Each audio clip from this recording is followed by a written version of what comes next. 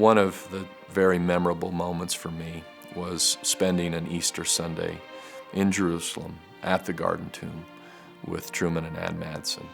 Truman did what Truman always did for Matt Holland, which was he bore his testimony. And he did it there with his hand back towards the empty tomb.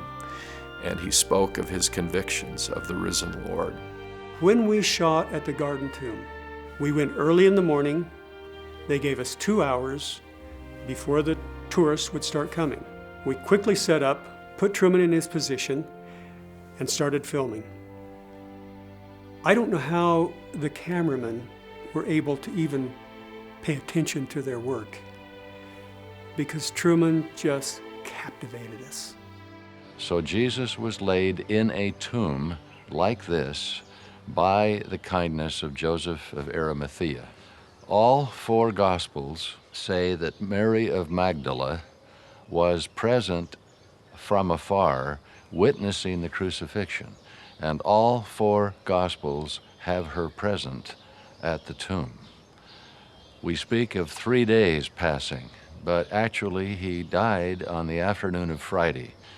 And it was on Sunday that before the sun rose, while it was still dark, Mary came, and perhaps another Mary, to the tomb.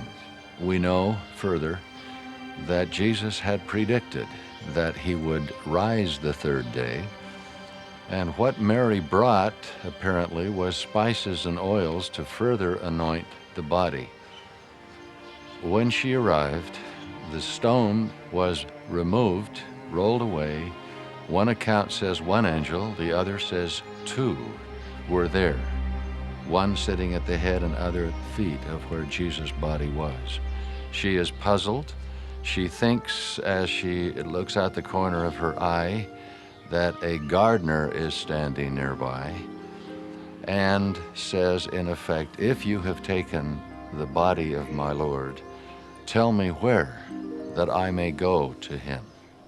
And then the personage said only one word: "Mary." And instantly she knew and said, "Rabboni," which is to say, master, teacher, an intimate mode of address.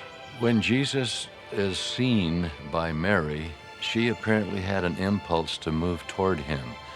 The King James says he said to her, "Touch me not, I have not yet ascended to my Father." But the Greek version is closer to "hold me not," or "detain me not," hinting that perhaps she intended to embrace him. Within a few days, Jesus is inviting his disciples to touch him, including Thomas. Why would he now say to her what he did? Some wonder if she was hesitant, confused about the nature of his body. He was saying, perhaps, "Mary, I am reserving my first resurrected and glorified embrace for the Father." For to the Father he had said in his last words on the cross, "Thy will is done."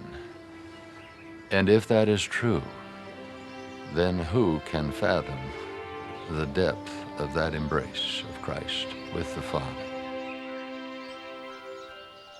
With all of the erudite learning that he had at his disposal and all of the gifts of mind that he had, what was always most moving for me in listening to him was this absolutely rock-solid, powerful, and emotional testimony of the Savior. And he bore that morning and made for me the finest Easter morning experience I have ever had in my life, and one that will never be forgotten. He's not there. The important part is he's not there, and that means everything. Christianity for centuries has emphasized as the symbol of Christ's life the cross. And we indeed accept the glorious statement that he would be lifted up and would draw all men unto him. But the whole point of the resurrection is that he was not only lifted up on the cross, but he was lifted beyond the cross and glorified and resurrected. And that is the message of his life. We speak of him so often as a man of sorrows, acquainted with grief. He was, but he was also a man of elation, acquainted with joy. And he said over and over to his disciples that he lived in order to bring them fullness of joy. Those who turn the religion of Jesus into a religion of sorrow and melancholy don't understand that he was teaching and living the principle that the reason sin and transgression and sinfulness are objectionable to God is that they lead to despair, dejection, and even death. Here, death was triumphed over.